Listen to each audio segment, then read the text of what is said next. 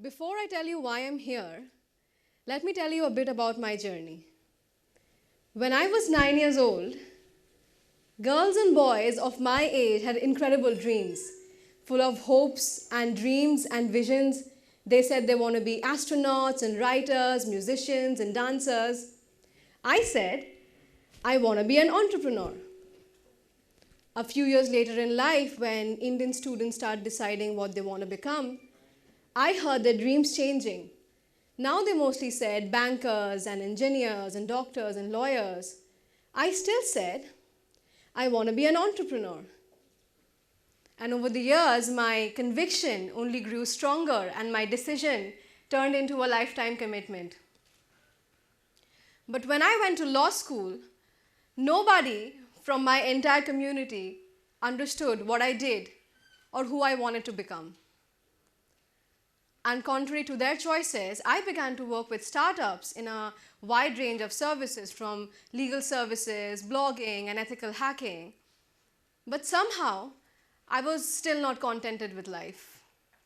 I was constantly torn between what the world wanted me to become and what came naturally to myself. It was one of those nights when I woke up and I asked myself, what would you do if you are 1% more courageous? Who would you be if you are 1% more courageous? And I woke up that night and I told myself that I want to be the bestest, highest, and the truest version of myself. And every time I would say that, I could feel the anxiety in me, but I would never let that control me. A few months later, I got chosen for a fellowship program for social entrepreneurs in Washington, D.C. And that was for the first time in my life, I finally found the people who understood my journey. And even though my peers were nearly elder by a decade, that classroom of entrepreneurs became my home. So when I came back, I realized that many Indian students are unable to pursue exactly what they want to pursue, not because of lack of resources in the country, but because of less awareness about how to pursue a profession. There is opportunity in every profession.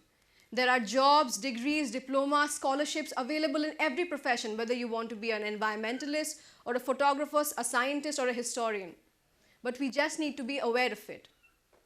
So I began interviewing people from all kinds of professions, beginning from car racers of the MRF Challenge, filmmakers winning Green Oscar Awards, artists, inventors, musicians, entrepreneurs, not just to entertain my readers, but to educate them about how to pursue a profession.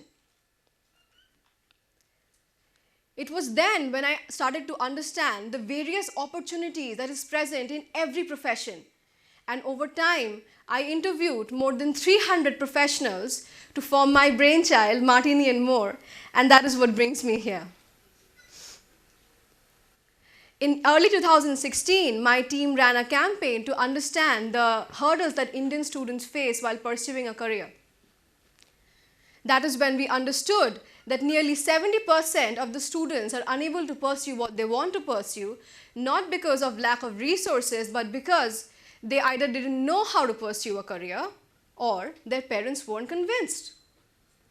Our research also showed that after 3 to 4 years of work experience, professionals who were not satisfied with their jobs either changed their jobs frequently, lost their zeal for work, or even became insecure to their successful counterparts. So let me give you some numbers. In 1929, during the Great Depression of US, the rate of unemployment increased from 3% to 25%. For those who still had a job, their wages decreased by 42%, that's nearly a half. Later in 2000, during the Great Recession, 8.7 million jobs were shed in US, besides many other things like fall of household income, massive burnout of investment money, etc. The reason why I say so is because India looks very similar to what US looked during these periods. We call it the white-collar unemployment. India produces 1.5 million engineers every year, out of which 80% is not employed. That is a massive number. And one of the major reasons why this is happening because of wrong recruitments. We are placing a person in for the wrong profession. I believe that we are all good at some things and we are all bad at some things.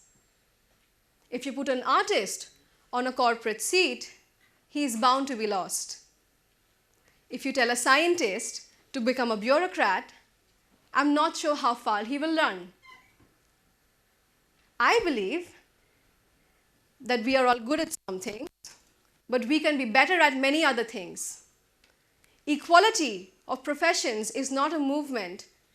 It is not a slogan. It is a plea. And so this conversation in India is very, very crucial. Our professions are an expression of our personality. My self-confidence and inhibitions and bruises is intertwined with everything that I build. We need to start molding minds for the future and not for the past. I understand that there is an inherent fear towards every unknown career.